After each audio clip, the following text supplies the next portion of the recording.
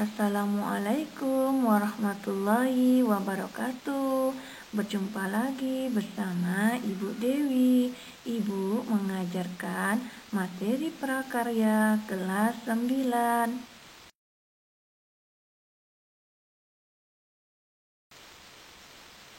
Adapun penjelasan materi kita pada hari ini yaitu tentang teknik pengolahan kerajinan bahan keras.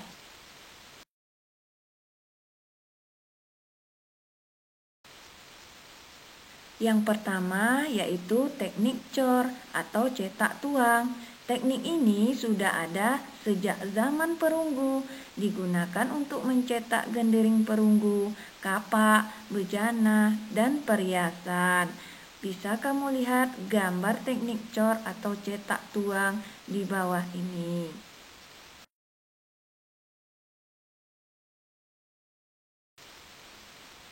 Nah, untuk teknik cor dibedakan menjadi dua macam, yaitu yang pertama teknik tuang berulang dan yang kedua yaitu teknik tuang sekali pakai.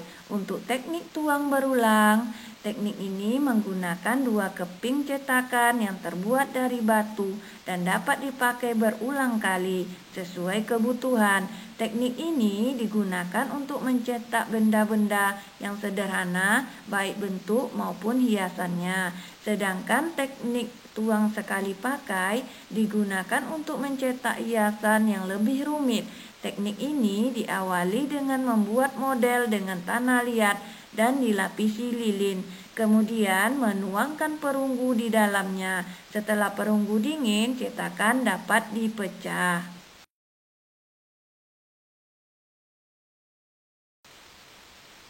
Kemudian kita masuk teknik pengolahan kerajinan bahan keras yang kedua yaitu teknik etsa. Kata etsa berasal dari bahasa Jerman yang berarti berkorosi atau berkarat.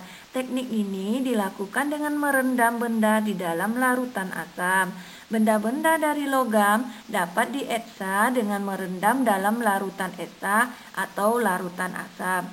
Untuk melindungi bagian yang tidak ingin teretsa oleh pengikisan larutan asam ini, seluruh permukaannya dilapisi dengan bahan penolak asam yaitu resis atau disebut juga dengan bahan pelindung. Larutan pengeksa ini terdiri atas larutan asam organik, asam mineral anorganik atau campuran dari keduanya. Ini gambar beberapa jenis benda yang dapat dietsa.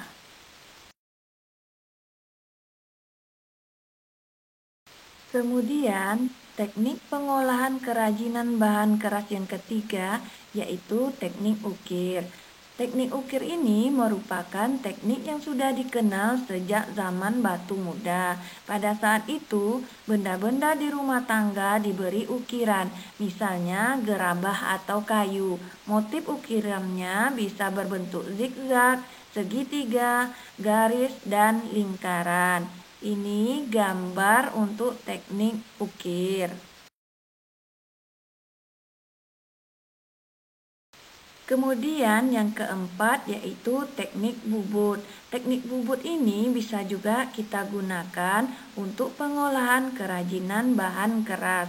Dalam pengerjaan membubut diperlukan alat pemotong yang berfungsi untuk mengiris, menyayat, atau menggaruk dan membentuk benda ialah pahat bubut. Teknik bubut ini akan menghasilkan karya kerajinan yang simetris, bulat, dan rapi.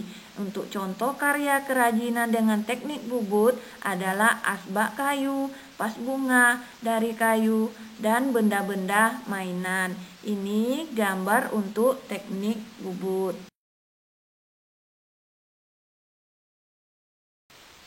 Nah, itulah penjelasan materi Ibu tentang teknik pengolahan kerajinan bahan keras.